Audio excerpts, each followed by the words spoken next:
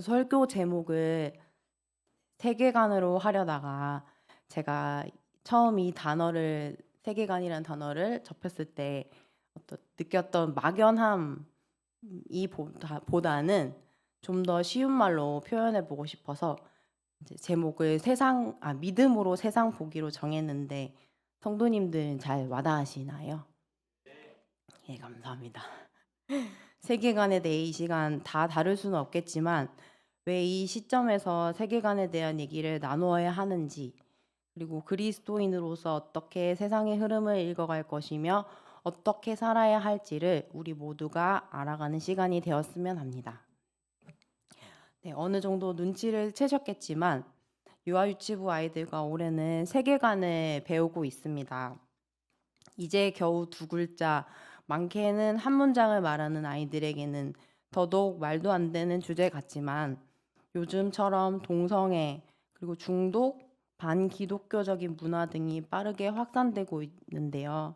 사실 이번에 수요 예배 설교를 준비하면서 아이들이 직접 이해는 하지 못해도 우리 어른들을 통해서 그리고 피부로 변화들을 느끼고 있을지도 모르겠다는 생각이 들었습니다. 그렇다면 먼저 우리들의 생활과 삶의 방향들을 좀 점검해보고 돌아보고 올바로 세우는데 이 내용이 필요하지 않나 해서 성도님들과 이 시간에 나누고 싶었습니다. 이 세계관이라는 것이 매우 포괄적인 개념이면서도 우리 일상과 밀접하게 관련되어 있다는 사실을 알고 계실 텐데요. 왜냐하면 보고 이해하는 것을 넘어서 삶의 방식까지도 포함하기 때문입니다. 태도나 행동으로 이게 나타날 수도 있다는 걸 의미하는데 우리는 하나님을 믿고 그분의 말씀을 믿는 사람들이잖아요. 그런 우리는 세상을 볼 때 우리 자신의 눈과 생각이 아닌 성경을 통해 세상을 보아야 함을 느낍니다. 왜냐하면 하나님이 그 말씀들로 세상을 창조하셨기 때문이죠. 그분의 눈으로 우리는 세상을 보게 되는 것입니다. 그럴 때 세상에서 일어나는 변화들을 파악하고 감지하고 죄로 인해 타락한 세상을 회복시키실 분이 오직 예수 그리스도 한 분이심을 믿을 수 있는 것이라고 생각합니다. 이러한 성경적 세계관은 우리로 하여금 세상에서 일어나는 일들을 분별할 수 있게 하고 어떻게 대처해 나갈 것인가를 알려주는 무기가 된다고 생각해요. 여타 다른 무기들과는 비교도 안 되게 가볍고 파급력으로 치자면 핵을 능가한다고 생각합니다. 그런 무기를 가진 우리들이기에 더 이상 눈에 보이는 현상들에 주눅들거나 위축될 필요가 없습니다. 아멘. 몇 년 전까지만 해도 동상이몽이라는 TV 프로그램을 즐겨봤습니다.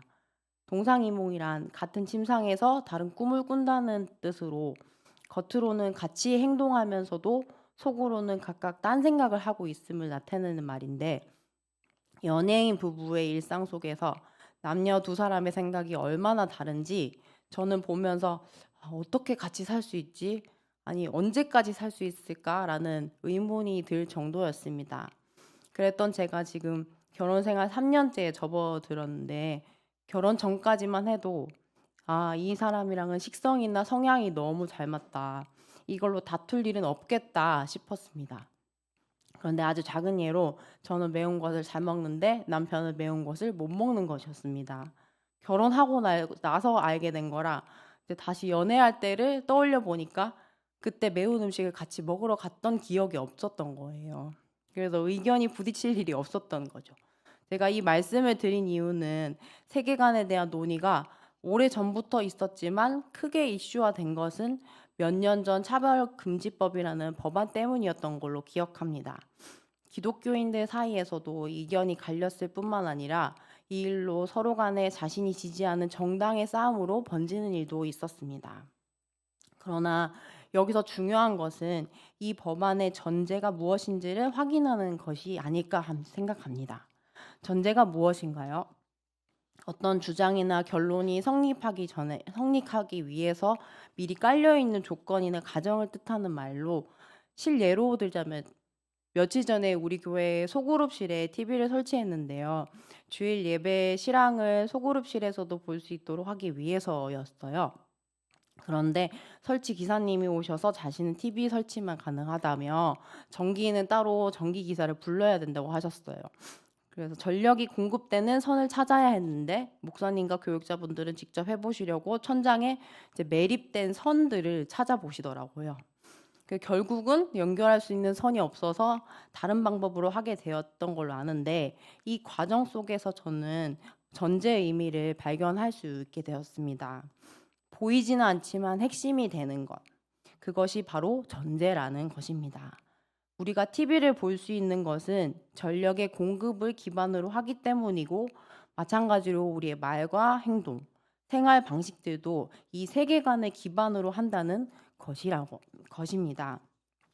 전력 공급과 세계관이 각각의 전제가 되는 것입니다. 세계관을 다른 말로 관점으로도 말할 수 있는데요. 모든 사람들은 세상을 해석하는 관점을 가지고 있습니다. 어떤 전제를 가지고 어떤 전제를 가지고 세상을 해석하는 것입니다.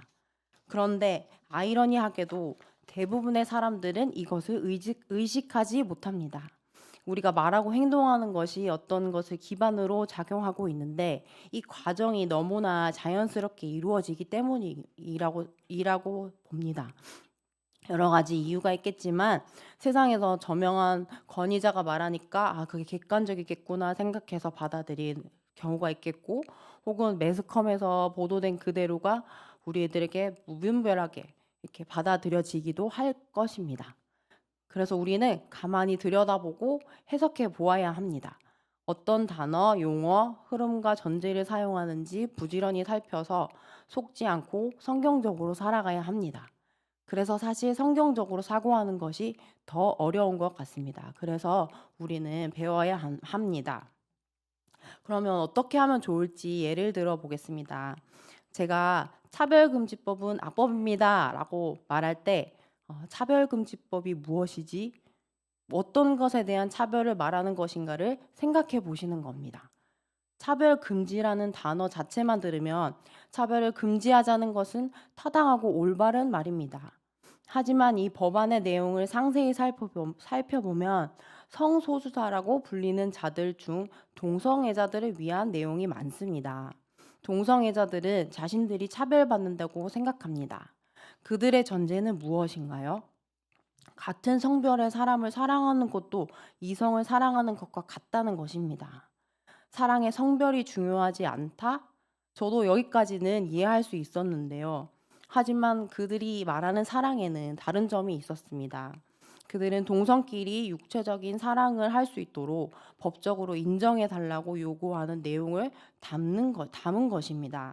남자가 남자를 혹은 여자가 여자를 대상으로 성적인 관계를 맺는다는 것이죠. 물론 표면적으로는 혐오 표현으로부터의 보호를 원한다, 동성 결혼의 합법화로 여러 가지 법적 권리들을 보장받고 싶다라고 얘기했지만, 그들의 주장은 창조의 원리를 떠났고 하나님이 싫어하시는 것을 행하는 데 문제가 있습니다. 로마서 1장 26절에서 27절은 바울은 그것이 부끄러운 일이라고 지적한 바가 있습니다. 제가 띄워주시는 걸 제가 읽어드리겠습니다. 이 때문에 하나님께서 그들을 부끄러운 욕심에 내버려 두셨으니 곧 그들의 여자들도 순리대로 쓸 것을 바꾸어 영리로 쓰며, 그와 같이 남자들도 순리대로 여자 쓰기를 버리고 서로 향하여 음욕이 불릴 듯하매 남자가 남자와 더불어 부끄러운 일을 행하여 그들의 그릇됨에 상당한 보응을 그들 자신이 받았느니라. 아멘. 이것이 비단 기독교 안에서만의 문제일까요? 아니라고 생각합니다. 남성 간 성관계는 비정상적인 성행위, 즉 학문성교 등으로 이루어진다고 하는데, 그로 인해서 에이즈 등의 여러 가지 성병에 걸릴 확률이 높다는 것입니다. 또한 동성 부부의 경우 법적으로는 부부는 아니지만 동성 배우자도 건강보험 피부부양자로 자격이 있다고 2023년도에 판결이 나옴으로써 성병을 치료하는데 우리가 내는 세금으로 이것이 충당된다는 것을 의미한다고 합니다.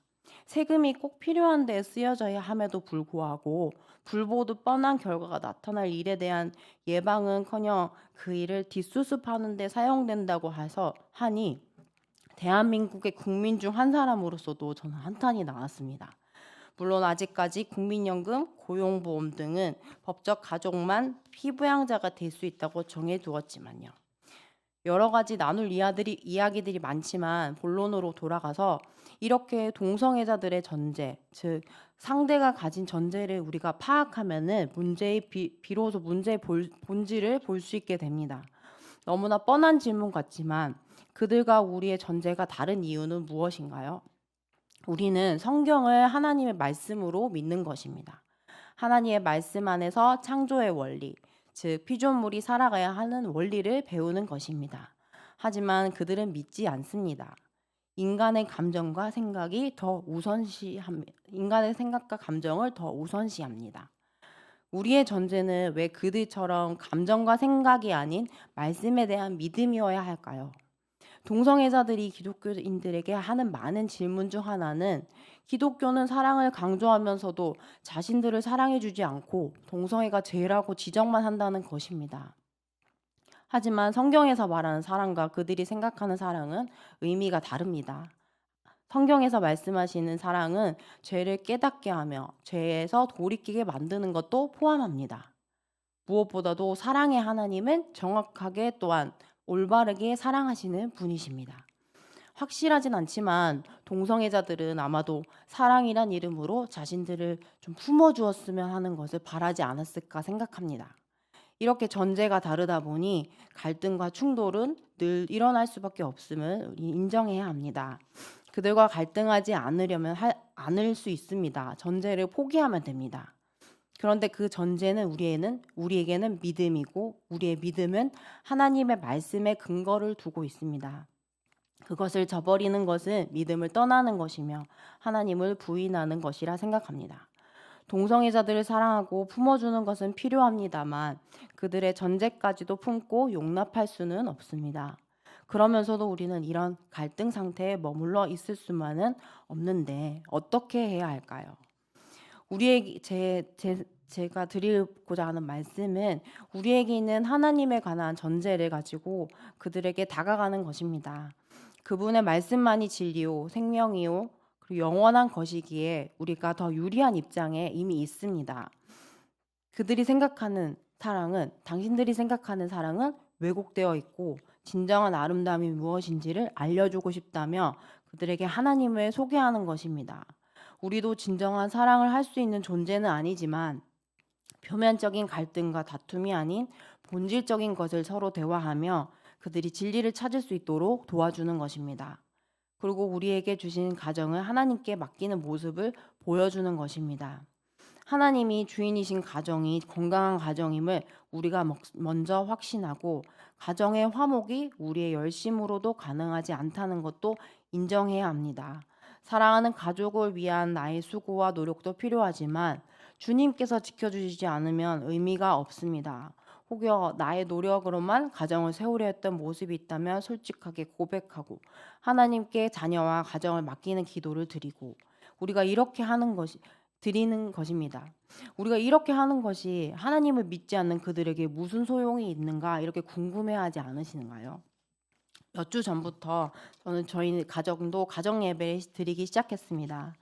제자 훈련 중에 같은 훈련생들에게 선한 영향을 받아서 가정 예배에 대한 사모함이 몽글몽글 올라왔고 바쁘고 피곤하다는 핑계보다 더 하나님이 이 가정의 주인 되심을 바라는 마음이 커졌습니다. 돌아보니 가정 예배를 드리지 않은 지가 1년이 지났더라고요. 그때를 생각해 보니 신혼집에서의 출발은 설렘도 있었지만 가정을 우리가 제대로 세워갈 수 있을까 하는 두려움도 있었습니다. 우리 둘만 바라보면 답이 나오지 않았는데 그때 함께 말씀을 읽고 찬양하는 시간을 가지면서 점차 예배의 형태로 자리를 잡아갔습니다. 그 순수했던 처음의 마음을 잊어버리고 1년의 시간이 흘렀던 것입니다. 지금은 가정 안에서 먼저 예배를 세워갈 수 있음이 참 감사합니다. 하나님을 예배하고 우리의 생각을 하나님께 집중하였을 때 서로를 주 안에서 돌아보고 이해할 수 있게 됨을 느껴가고 있습니다. 건강한 가정은 하나님이 주인 되셨을 때 주님께 가정의 문제들을 맡길 때 진짜 가정의 가치를 발견하게 되는 것 같습니다. 바로 이러한 회복이 함께 제자 훈련을 받는 훈련생들을 통해서 하나님께서 제게 하신 일이었습니다. 마찬가지로 우리 믿음의 가정들이 가정을, 사회를 말씀 안에서 세워가고자 한다면 작지만 큰 변화들이 비록 하나님을 믿지 않는 자들에게도 선한 영향으로 끼쳐질 수 있다고 믿기 때문입니다. 그리고 우리 믿음의 사람들이 먼저 구원받은 자들로서 권리이자 의무를 성실히 해나가는 것입니다. 그것은 다름 아닌 하나님이 여전히 이 현실을 그리고 이 세상을 다스리고 계심을 믿는 것입니다. 저 같은 경우에도 바뀌지 않고 계속 허물어져만 가는 것 같아 현실에 망연자실할 때가 많은데, 포기하지 않고 하나님의 때가 될 때 하나님의 뜻을 이루어 가실 것을 믿고 기다리는 것이 제게 필요한 것 같습니다. 사람들 각자에게 자신의 전제가 맞다는 생각을 심어서 사람들로 하여금 이 세상을 어지럽히려는 어둠의 세력에게 우리의 전제인 말씀을 빼앗겨서는 안 됩니다. 우리가 좌절하고 포기하면 안 되는 이유가 여기에 있습니다. 뿐만 아니라 그 믿음은 오늘 읽었던 본문 히브리서 11장을 통해 말씀하시듯이 바라는 것들의 실상과 보이지 않는 것들의 증거로 작용하게 될 것이라 믿습니다. 가정을 세워가는 것, 사회를 세워가는 것, 세계를 다스리는 것이 우리 주님의 손에 있음을 믿고 그분께 맡기는 우리가 되기를 소망합니다. 하나님의 약속이 말씀이 있기 전까지는 세상에 아무것도 없었습니다. 하나님의 약속의 말씀이 우리 가정에, 우리 나라에 임하기를 기대하며 우리 믿음의 선배들처럼 앞으로 나타날 일들을 믿음으로 보게 되는 은혜가 가정, 우리 나라 가운데 일어나길 소망합니다. 눈으로 보고 손으로 만지고 귀로 들어서 존재를 인식하는 알미 아니라 하나님의 말씀이 먼저 있었고 그 말씀대로 세계가 나타나졌다는 것을 믿는 그 믿음, 그 말씀에 대해 우리가 믿음으로 반응할 때 하나님의 역사를 보게 될 것입니다. 저희가 묵상하고 있는 여호수아서에서도 그 땅을 차지하라, 너희가 그 땅을 차지하리라 라는 약속의 말씀이 먼저 있었고 난 다음에 이스라엘 백성들이 그 땅을 정복해 나갔던 것처럼 말입니다. 하나님이 말씀으로 모든 것을 지으셨음을 믿는다는 것은 창조주 하나님과의 그 관계 속에서 자신을 이해하는 것을 의미합니다. 저희가 마지막으로 로마서 1장 27절을 함께 읽고 마치도록 하겠습니다. 시작. 복음에는 하나님의 의가 나타나서 믿음으로 믿음에 이르게 하나니 기록된 바 오직 의인은 믿음으로 말미암아 살리라 함과 같으니라. 아멘.